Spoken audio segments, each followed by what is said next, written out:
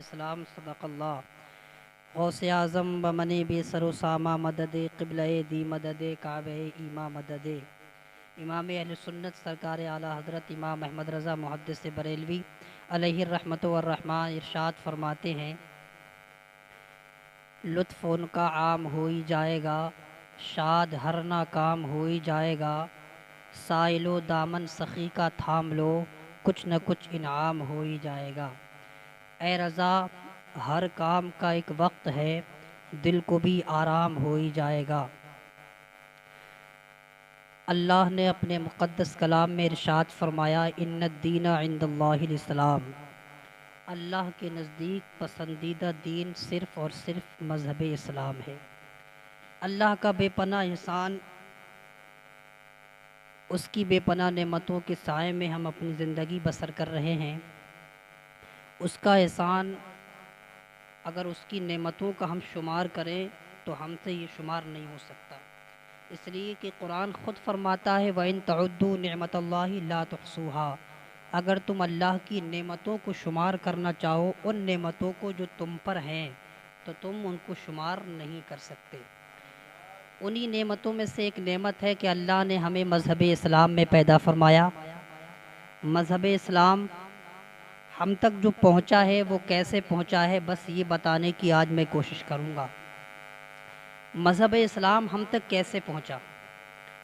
آقائے کریم صلی اللہ تعالیٰ علیہ وسلم کی محنتوں مشقتوں کو کچھ ان کی جھلک دکھانا چاہوں گا۔ میرے آقا پیغمبر اسلام صلی اللہ تعالیٰ علیہ وسلم مکے کی سرزمین پر پیدا کرتا ہے میرا اللہ۔ پیدا کرنے کے بعد اللہ رب العزت نے حضور صلی اللہ تعالیٰ علیہ وسلم کو یوں تو بہت پہلے نبی بنا دیا، خود ارشاد فرماتے ہیں آقا، من کنت نبی و آدم بالماء والطین، میں اس وقت بھی نبی تھا جب آدم علیہ السلام مٹی اور پانی کے درمیان کی سیر کر رہے تھے، لیکن مشیت الہی کو کون سمجھے، اللہ نے اپنے محبوب کو سب سے آخر میں بھیجا پیغمبروں کے۔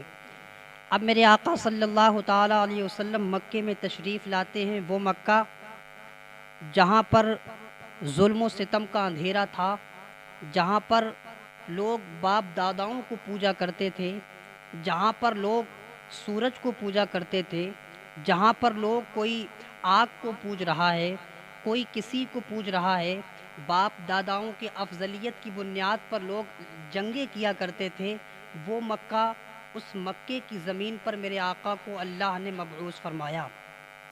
آقائے کریم صلی اللہ تعالیٰ علیہ وسلم کی مقدس زندگی کا آپ مطالعہ کریں۔ میرے آقا کی کل مبارک زندگی بظاہر 63 سال، 40 سال تک آقائے کریم صلی اللہ تعالیٰ علیہ وسلم نے کسی سے یہ نہیں فرمایا کہ میں اللہ کا نبی۔ میرے آقا کا جو مشغلہ تھا وہ بچپن سے تجارت تھا۔ آقائے کریم نے کبھی ملک شام کے سفر پر، کبھی ملک یمن کے سفر پر اپنے چچا ابو طالب کے ساتھ، کبھی کسی کے ساتھ تجارت میں مہارت حاصل کی تھی، بلکہ یہ کہیے کہ جو کام میرے آقا نے کیا اس میں مہارت ہی حاصل کی تھی۔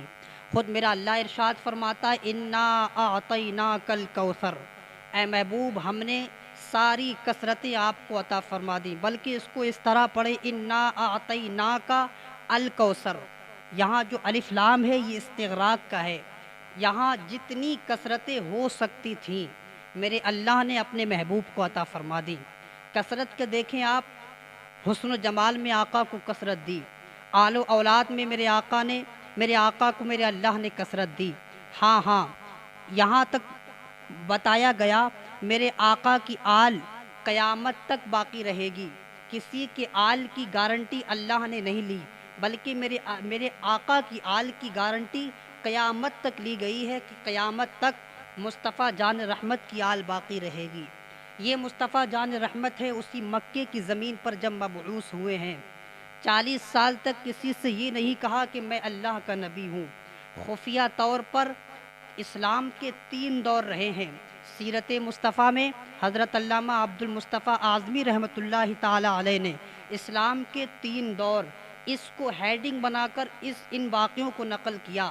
علامہ عبد المصطفیٰ صاحب تحریر فرماتے ہیں، میرے آقا نے 3 برس تک خفیہ تدبیر فرمائی، 3 برس تک مذہب اسلام کی خفیہ تعلیم فرمائی، خفیہ تبلیغ فرمائی۔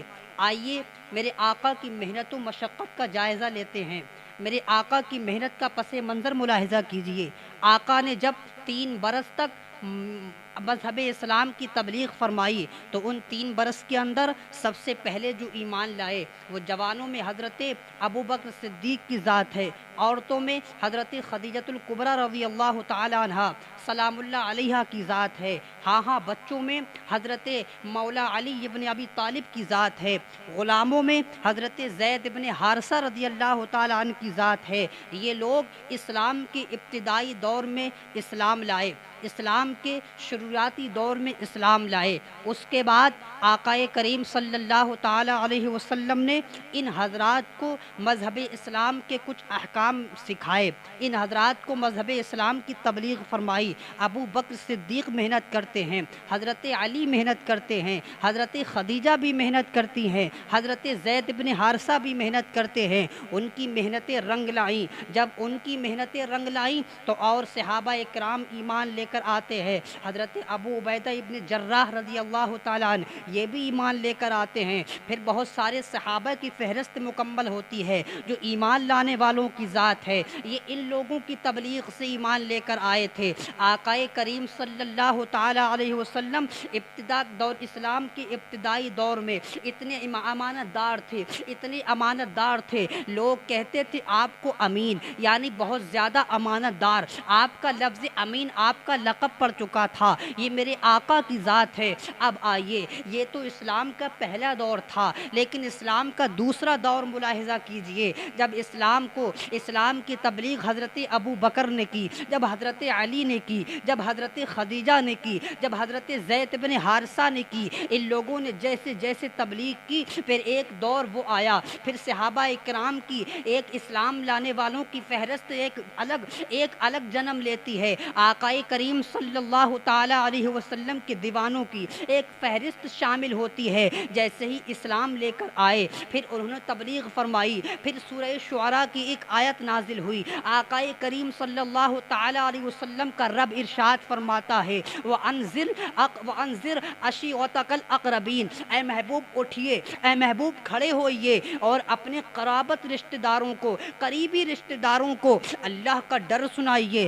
اللہ کے احکامات پہنچائیے۔ اب میرے آقا مصطفیٰ جان رحمت صلی اللہ تعالی علیہ وسلم نکلے ہیں گھر سے، فاران کی چوٹی پہ کھڑے ہو کے۔ میرے آقا مصطفیٰ جان رحمت غیبدہ نبی صلی اللہ تعالی علیہ وسلم جیسے ہی نکلے ہیں اپنے گھر سے، نکلنے کے بعد یہ ایسے ہی ہم تک مذہب اسلام نہیں پہنچا، روٹی اور بوٹی پر ہم تک مذہب اسلام نہیں پہنچا، مصطفیٰ کی سوکھی روٹیوں پر ہم تک اسلام پہنچا ہے۔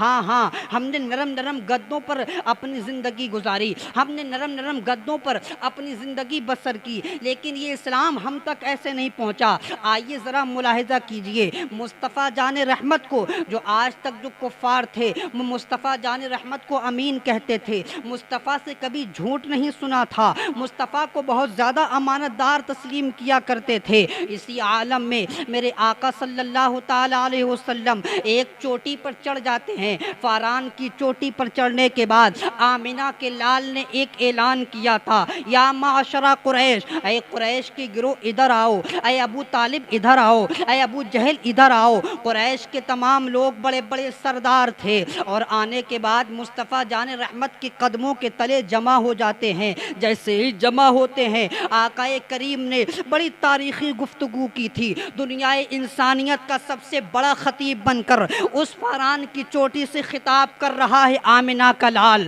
مصطفیٰ جان رحمت خطیب کی حیثیت سے فاران کی چوٹی پر کھڑے ہیں۔ ہاں مصطفیٰ جان رحمت نے تقریر کی، اور تقریر میں کیا ارشاد فرماتے ہیں، بڑا سہانا واعظ تھا میرے آقا کا۔ آقا ارشاد فرماتے ہیں، اے قریش کے لوگوں، اگر تم سے یہ کہوں کہ فلاں پہاڑی کے پیچھے ایک لشکر جرار ہے جو ادھر آنا چاہتا ہے، آنے کے بعد تم پر وہ چڑھائی کرے گا اور تمہیں وہ نیست و نابود کر دے گا، کیا تم اس بات کا اقرار کرو گے؟ کیا تم میری یہ بات مانو گے؟ آقا کریم صلی اللہ تعالی علیہ وسلم ارشاد فرمانے کے بعد کفار کہتے ہیں، ہاں محمد، ہم نے تجھے ہمیشہ امانت دار پایا ہے، ہم نے تمہیں तुम्हें कभी झूठ बोलते नहीं पाया है, हमने तुम्हें कभी भी दगाबाजी करते नहीं पाया है, हमने तुम्हें वादों में वफा करते पाया है। जब भी आपने वादा किया है उसको पाया तकमील तक पहुंचाया है। आकाए करीम सल्लल्लाहु ताला अलैहि वसल्लम ने जब इतना कहा, फिर आका इरशाद फरमाते हैं, ए लोगों, जिस तरीके से तुम मेरी ये बात तस्लीम करते हो इसी तरीके से ये बात भी मानो कि मैं अल्लाह का नबी हूँ, अल्लाह ने मुझे नबी बनाकर भेजा है, अल्लाह ने मुझे अपना नबी बनाकर भेजा है, अल्लाह ने मुझे नबुव्वत दी है, अल्लाह ने मुझे अपनी रिसालत से सरफराज फरमाया है।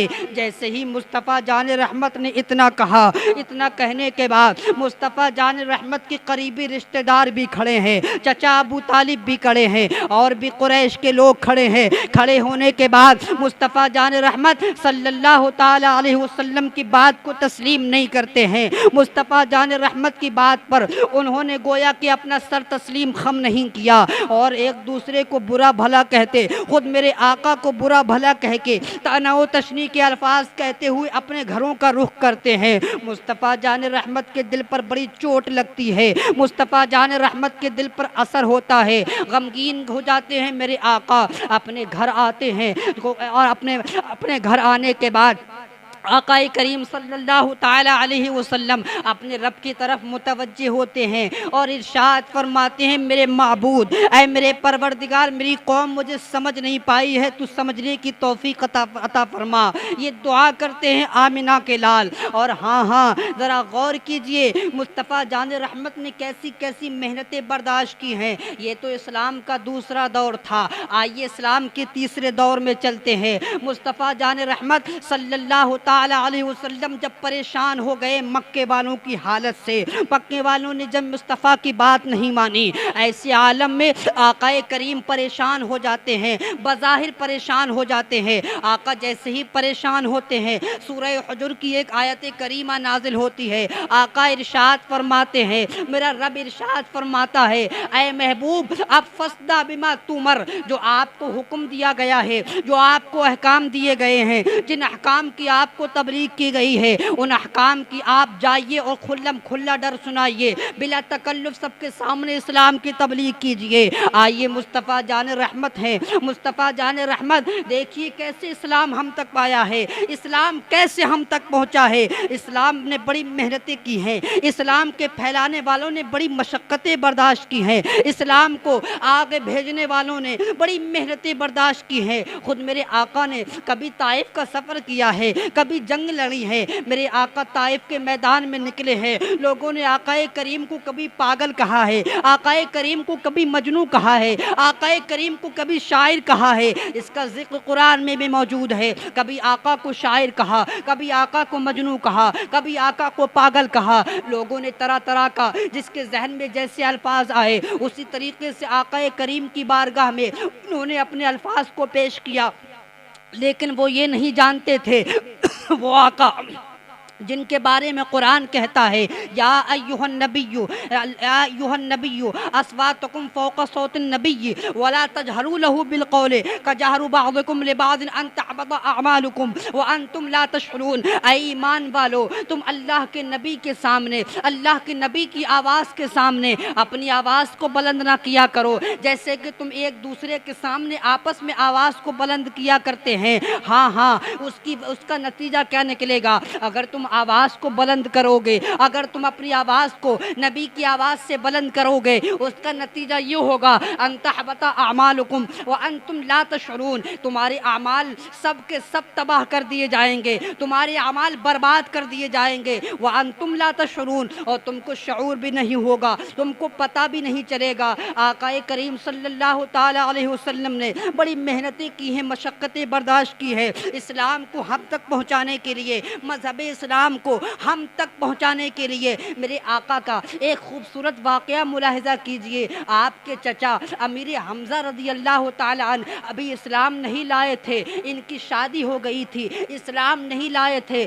मेरे आका मुस्तफ़ा जान रहमत काबे के सहन के अंदर जलवा फरमा है। जैसे ही काबे के सहन में पहुंचते हैं, कुफ़ार ने क्या देखा, बल्कि अबू जहल ने मेरे आका को सरे मुबारक को पकड़ा। पकड़ने के बाद आका ने कभी काबे की दीवार تلوار پر آقا کے سر کو مارتا ہے، کبھی زمین سے مارتا ہے۔ آقا کریم صلی اللہ تعالی علیہ وسلم کا سر مبارک خون سے لہو لہان ہو جاتا ہے، خون نکلنے لگتا ہے۔ آقا کریم صلی اللہ تعالی علیہ وسلم کے سر سے جیسے ہی خون کے فوارے جاری ہوتے ہیں، گویا کہ میرے آقا کی نالین بھر جاتی ہے، آقا کی نالین خون سے بھر جاتی ہے۔ مسلمان محترم ناظرین، آپ تک جو اسلام پہنچا ہے، آپ کہتے ہیں نا ہمارے باپ نے بڑی محنت کی ہے، یہ ہم نے موبائل خریدا ہے، یہ ہم نے مائک خریدا ہے، یہ ہم نے فلاں چیز خریدی ہے۔ میرے باپ کی محنت کی کمائی، میرے باپ کا خون، میرے باپ کا پسینہ سر سے پیر تک آیا ہے، تب جا کر ہمیں یہ موبائل ملا ہے۔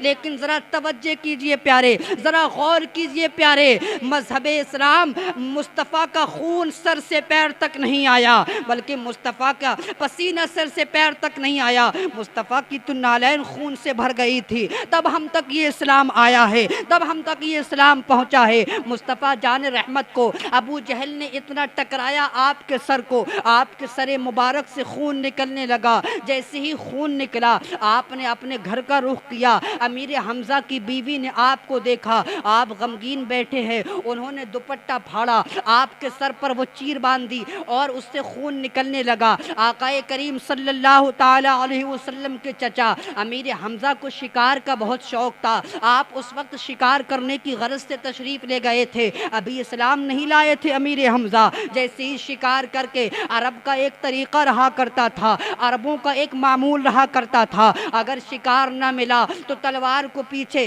شکار کے اوزار کو پیچھے رکھا کرتے تھے، اور اگر شکار مل گیا تو شکار کو آگے رکھ کر لایا کرتے تھے۔ جیسے ہی امیر حمزہ واپس پلٹے ہیں، امیر حمزہ گھر میں آئے ہیں، حضرت امیر حمزہ رضی اللہ تعالی عنہ ابھی اسلام لے کر نہیں آئے ہیں۔ آپ کی بیوی نے کہا تف ہے تم پر امیر حمزہ، تمہارے بھتیجے کو، تمہارے بھتیجے محمد کو ابو جہل نے کعبے کے صحن میں ان کے سر کو اتنا پٹکا ہے کہ ان کے سر سے خون کی فوارے جاری ہوتی ہیں۔ امیر حمزہ کو غصہ آتا ہے، امیر حمزہ طیش میں آتے ہیں۔ جیسے ہی امیر حمزہ نکلتے ہیں، کعبے کے صحن میں پہنچتے ہیں، امیر حمزہ رضی اللہ تعالی عنہ جیسے ہی کعبے میں پہنچتے ہیں، دیکھتے ہیں ابو جہل بھی ہے اور تمام سرداران قریش صحن کعبہ میں جلوگر ہیں۔ ہاں سرداران قریش صحن کعبہ میں ہیں۔ تو حضرت امیر حمزہ نے ابو جہل کا سر پکڑا، اور جس طریقے سے مصطفیٰ جان رحمت صلی اللہ تعالی علیہ وسلم کے سر مبارک کو،